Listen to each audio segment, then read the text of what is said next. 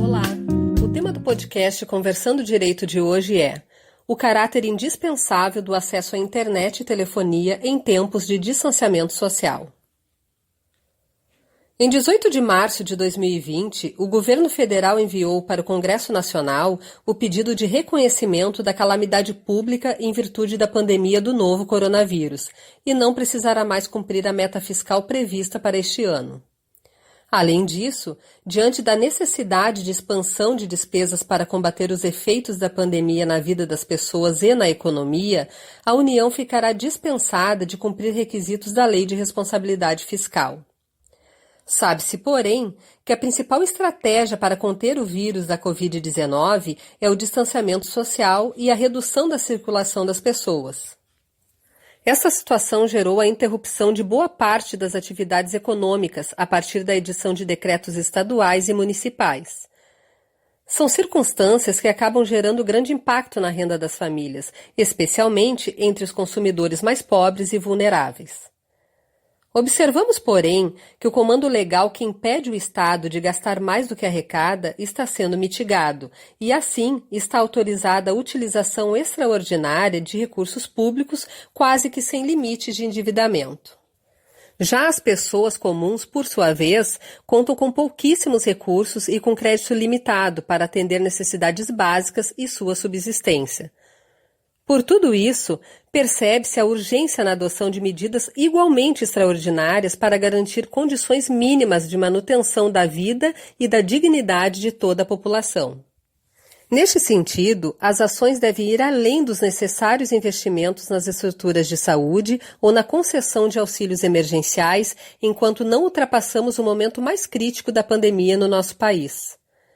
Nestes tempos de isolamento, é preciso garantir o atendimento de necessidades básicas das pessoas, como fornecimento de água e energia elétrica, por exemplo. Mas, inequivocamente, também o acesso à internet e à telefonia fixa e móvel devem ser considerados serviços essenciais, com relevância constitucional, para garantir o acesso à informação, à educação e a outros serviços públicos à distância.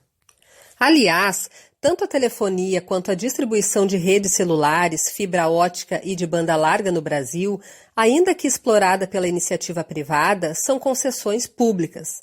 Sendo assim, devem ter a sua continuidade garantida pelo poder público, especialmente no período mais agudo dessa crise.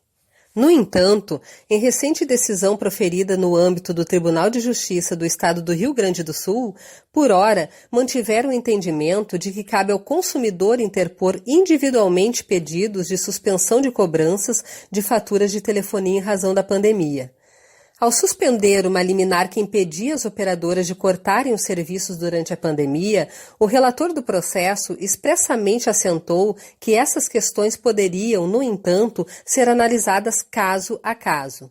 De qualquer modo, é fato que a harmonização dos interesses dos participantes das relações de consumo e a compatibilização com a proteção do consumidor deve se pautar sempre na boa-fé e no equilíbrio.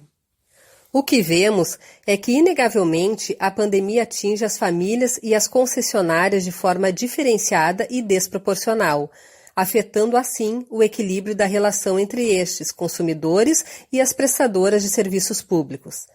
Vale dizer que as grandes empresas de telefonia não raramente são socorridas por medidas como o parcelamento de tributos, a concessão de recuperação judicial e financiamentos de bancos públicos com juros subsidiados. Este tratamento, em boa medida, contrasta com a situação de vulnerabilidade e hipossuficiência dos consumidores, que recebem benesses do poder público bem mais comedidas.